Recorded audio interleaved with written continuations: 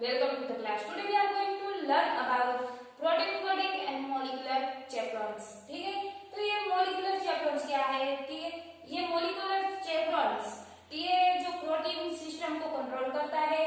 ठीक है, तो अब ये जो chaperones होते हैं उसके टाइप है. ठीक है, फर्स्ट ऑफ ऑल पीडीआई मतलब कि प्रोटीन डाइसल्फाइड आइसोमरेज.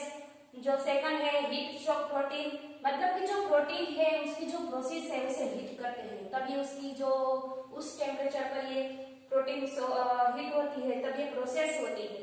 ठीक है, और जो थर्ड है लेक्टिन चेपरॉन्स. ठीक है, उसमें कैलनेक्सिन एंड रेटिकुलन होते हैं, ये जो इम्यून सिस्टम में होते हैं.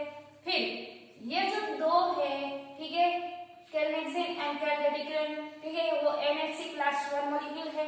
ठीक है, फिर अब ये बात करें जो हीट HSP जो हीट शॉक प्रोटीन है. ठीक है, उसकी तो क्या है वो produce and translated during stressful conditions. ठीक है, अभी उसकी जो प्रोसेस होती है, ठीक है, ट्रांसलेशन में उसकी प्रोसेस होती है. फिर क्या होता है उस प्रोसेस में जब हीट करते हैं, ठीक है, हीट शॉक प्रोटीन है उसको हीट किया तो क्या होता है टॉक्सिन केमिकल एक्सपोजर. ठीक है, वो जो टॉक्सिन केमिकल्स होते हैं वो एक्सपोज हो जाते हैं. फिर रेडिएशन एक्सपोज हो जाते हैं. अब बात करें तो ये हीट शॉक प्रोटीन है. ठीक है, heat shock protein as well as eukaryotic and prokaryotic. ठीक है, दोनों में होता है, यूकैरियोटिक और प्रोकैरियोटिक में. तो अब यूकैरियोटिक दोनों का फंक्शन सेम ही है लेकिन नाम उसके जो नेम है, ठीक है, वो डिफरेंट है. यूकैरियोटिक में HSP जो हीट शॉक प्रोटीन है वो 10, तो प्रोकैरियोटिक में GRO-ES है. HSP 14 तो DNA J. ठीक है, नाम डिफरेंस है उसके लेकिन फंक्शन सेम है. HSP 60 तो GRO-EL, HSP 17 और DNA K. ठीक है, अब इसकी जो प्रोसेस होती है उसमें जो तीन टाइप के पार्ट होते हैं. ठीक है, वो तीन टाइप के पार्ट में होल्डेज होते हैं, फोल्डेज होते हैं और डिसएग्रीगेज होते हैं. ठीक है, जो होल्डेज होता है उसमें क्या होता है प्रिवेंट्स प्रोटीन डैमेज. ठीक है, जो प्रोटीन डैमेज होता है उसे प्रिवेंट करते हैं बाय प्रोवाइडिंग फेवरेबल कंडीशन. उसको जो कंडीशन फेवरेबल कंडीशन प्रोवाइड करते हैं कौन करता है HSP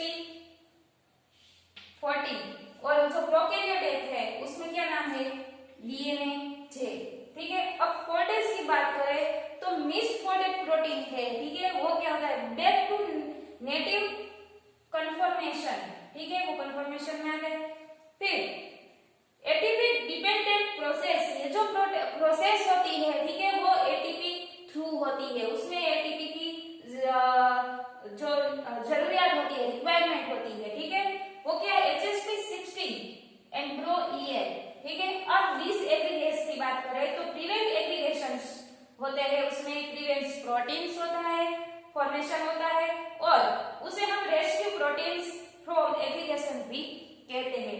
अब ये जो HSP 104 है, ठीक है, वो कितने टाइप के डिफरेंट टाइप के जो प्रोटीन्स और हीट शॉक प्रोटीन्स होते हैं. ठीक है, तो ये बेसिक हुआ, बेसिक नॉलेज है ये टाइप्स ऑफ चेपरॉन्स के. ठीक है, तो अब बात करें प्रोटीन फोल्डिंग की, तो प्रोटीन फोल्डिंग की प्रोसेस किस तरह होती है उसके बारे में. अब ये जो प्रोटीन फोल्डिंग की बात करें तो क्या होता है जो प्रोटीन फोल्डिंग है उसमें कई जो ऐसे डिपेंडेंट होते हैं कि उसमें जो नेचर ऑफ सॉल्वेंट उसकी जो कई ऐसे टेम्परेचर होते हैं. ठीक है, उसमें जो सब्सटेंस होते हैं उसकी जो रिक्वायरमेंट होती है उस पर वो डिपेंड करता है. तो नेचर ऑफ सॉल्वेंट है concentration of salt, temperature of the medium. ठीक है, वो जो सब सही हो तो ये प्रोसेस भी उसकी तरह ये होती है. फिर बात करें फोल्डेड फॉर्म की तो क्या होता है एक लीनियर जो प्रोटीन होता है. ठीक है, ये जो लीनियर प्रोटीन होता है फिर उसमें जो फोल्डेड फॉर्म में आता है. ठीक है, ये फोल्डेड होता है तो उससे फोल्डेड फॉर्म में आके कोई एंजाइम होता है वो जो इंक्लूड होता है. ठीक है, तो हमने आगे डिस्कस किया था जो DNA थे. ठीक है, डबल स्ट्रैंडेड DNA था, उसमें से mRNA बनता था. DNA से mRNA बनता था तो ट्रांस ट्रांसक्रिप्शन की प्रोसेस होती थी, ठीक है। अब ये जब एमआरएनए से प्रोटीन बनता है, पॉलीपेप्टाइड चेन बनती थी, ठीक है, तो ये प्रोटीन बन रहा था, तो ट्रांसलेशन की प्रोसेस होती थी, ओके। अब ये पॉलीपेप्टाइड चेन हो गया। अब ये जो प्रोटीन मिला वो लीनियर फॉर्म में होगा, ठीक है, फॉर्मेट में नहीं होगा, ठीक है। तो उस ये जो लीनियर डीएनए है, सॉरी प्रोटीन है, उसको फॉर्म में लाने के लिए क्या होगा, उसकी जो प्रोसेस होती है उसमें कई सारे एंजाइम होते हैं, ठीक है। तो उसकी डिस्कस अब करते हैं। तो अब ये जो फोल्डेड फॉर्म है, ठीक है, तो उसमें जो पी एस टी क्यू कई सारे से होते हैं। तो ये जो पी है वो नेटिव पॉलीपेप्टाइड चेन होते हैं, एस जो alpha helix and beta shell होते हैं, फिर टी और क्यू, ठीक है, वो क्या होता है, वो 3D फॉर्म में आते हैं। तो क्या से होता है, यहाँ से कन्वर्ट होके यहाँ से कन्वर्ट होते यहाँ तक कन्वर्ट होते हैं, ठीक है। ये सारी प्रोसेस उसमें होती है, उस प्रोसेस को हम आगे डिस्कस करेंगे। अब राइबोन्यूक्लियस ए, ठीक है, वो क्या है, वो 124 अमीनो एसिड है, ठीक है, 17,300 डाल्टन, ठीक है, मोलिकुलर उसका वेट है। अब ये जो 4 सल्फेट ग्रुप में होते हैं, केस 1, तो क्या होता है इसमें, फर्स्ट होगा urea and plus beta mercaptoethanol, ठीक है, ये होते हैं सिंपली प्रोटीन फॉर्म है, ठीक है। जो यूरिया है वो डीनेचरिंग एजेंट है, ठीक है, और ये जो मर्केप्टो इथेनॉल है वो रिड्यूसिंग है, हमने यहाँ प्रोसेस शो की है, ठीक है। वो उसका जो फर्स्ट स्ट्रक्चर है वो क्या है, सिंपली फॉर्म में है, ठीक है। अब केस 2 में क्या होता है, no chemical structure and reagents. Case 3 में only urea sulphide bond form but at incorrect position. अब क्या होता है, इस प्रोसेस से अपनाते हैं, ये प्रोसेस हमें यहाँ शो की है। तो क्या होता है, प्रोटीन का फोल्डेड है, ठीक है, उसके बीच में हाइड्रोक्सी बॉन्ड है, ठीक है। अब क्या होता है, हाइड्रोक्सी बॉन्ड होता है, अब उसमें यूरिया और बीटा मर्केप्टो इथेनॉल होते हैं, ठीक है, वो ऐड होता है, तो ये क्या होता है, फॉर्म में आ जाता है, फोल्डेड फॉर्म हो गया, ठीक है। अब उसमें दो ऐसे केस आते हैं, ठीक है, वन है वो नो केमिकल से, ठीक है, वो क्या है, नो केमिकल से, तो क्या होता है उसमें उसका स्ट्रक्चर है, ठीक है, वो पुराना की तरह होता है, प्राइमरी स्ट्रक्चर की तरह। लेकिन यहाँ जो ओनली यूरिया प्रेजेंट होता है, तो क्या होता है, ये जो यूरिया होता है उसके बीच में यहाँ जो बाइंडिंग पोजीशन है वो चेंज होता है, ठीक, देखिए यहाँ केस 3 में ओनली यूरिया सल्फाइड बॉन्ड है, ठीक है, लेकिन ये क्या होगा, इनकरेक्ट पोजीशन, यहाँ की जो पोजीशन है यहाँ पर चेंज हो जाती है, सिंपल स्ट्रक्चर है। अब बात करें मोलिकुलर चैप्टर्स की, जो क्लास ऑफ प्रोटीन है, ठीक है, वो क्या है, करेक्ट फोल्डिंग ऑफ प्रोटीन, जो प्रोटीन का फोल्डिंग करता है। First discover in E coli, first discovery E coli में हुआ था, लेकिन अब प्रोकैरियोटिक, यूकैरियोटिक, आर्किया, बैक्टीरिया सब में होता है। एचएसपी हीट शॉक प्रोटीन क्या हमें किस टेम्परेचर पर मिलता है, 37 और 42 सेंटीग्रेड पर, ठीक है। HSP 17 और HSP 60 ये बहुत इंपॉर्टेंट है, HSP 17 और HSP 16, ठीक है। उस प्रोटीन की बात करें तो दोनों की प्रोसेस क्या होती है उसके बारे में हम अब देखते हैं।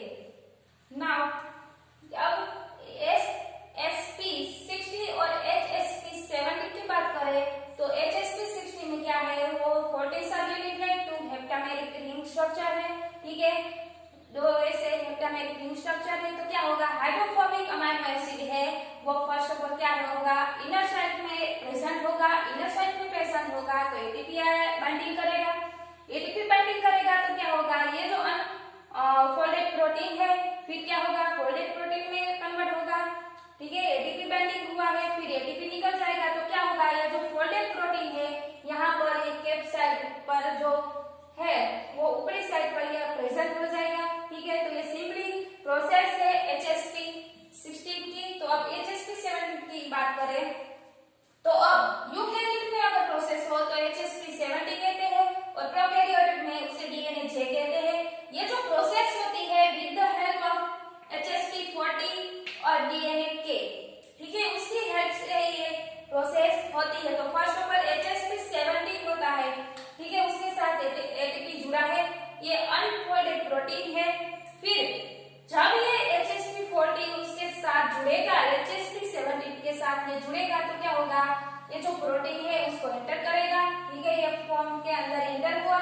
फिर ये जो प्रोटीन अंदर जो जो उसके बीच में ये जो प्रेजेंट होता है प्रोटीन, ठीक है।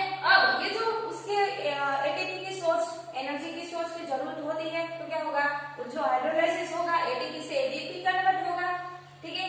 ये जो फॉर्म होता है वो क्लोज हो जाएगा।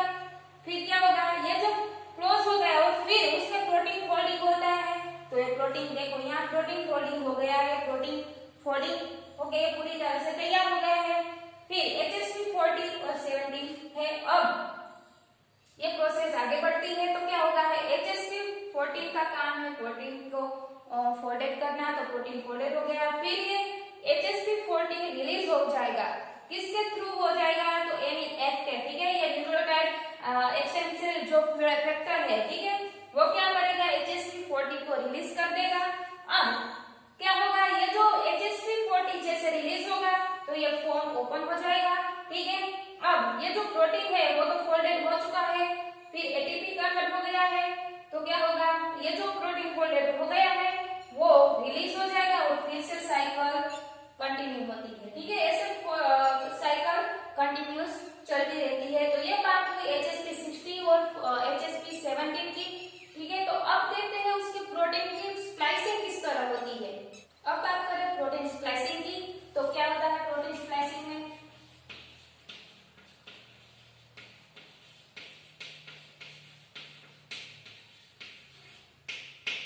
ये जो पॉलीपेप्टाइड चेन बनती है, ठीक है,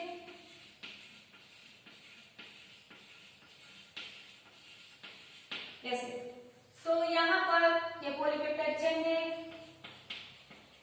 NH2 अमीनो ग्रुप और कार्बोक्सिल ग्रुप है, ठीक है। अब यहाँ उस बीच वाला पार्ट में कोई रिएक्शन नहीं होती, तो वो क्या होता है, इनप्रेजेंट होता है। जब स्प्लाइसिंग में हमने आगे डिस्कस किया था एक्सोनल इंट्रॉन्स था, लेकिन यहाँ एक्सट्रीम होती है,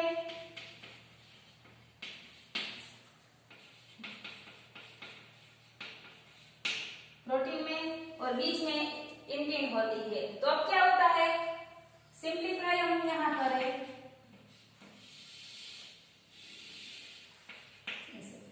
तो ये जो N है एमाइनो ग्रुप है, तो यहाँ जो N टर्मिनल है वो N एक्सट्रीम होता है,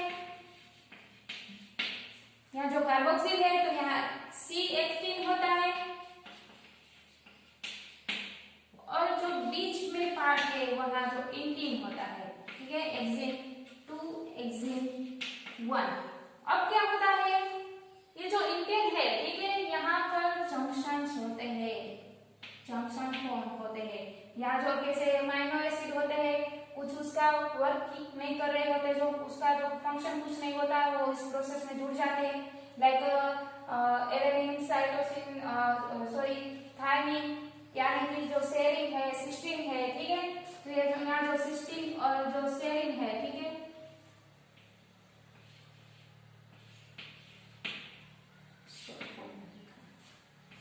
सिस्टीन एंड सेरिन, तो क्या होता है, सिस्टीन के पास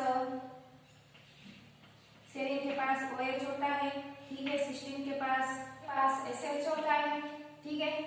तो यहाँ भी ऐसे होगा SH OH। अब क्या होगा, ये जो प्रोसेस होती है बहुत सिंप्लीफाइड, ठीक है। तो ये प्रोसेस में क्या होता है, जो एक्सिन है, ठीक है, वो दोनों एक्सिन जुड़ जाएंगे, वो इंटीन जो रिलीज हो जाएगा, तो क्या होगा, ये जो इंटीन 1, ठीक है, इंटीन एक ही है, सेम ही, और एक्सिन 2 यहाँ जुड़ेगा। अब यहाँ तो सेरिन ऑलरेडी प्रेजेंट था, ठीक है, तो यहाँ सेरिन प्रेजेंट है, OH, यहाँ भी OH है, ठीक है, सेरिन। अब ये जो एक्सिन 1 है, ठीक है, तो वो क्या करेगा, वो एक्सिन 1 है,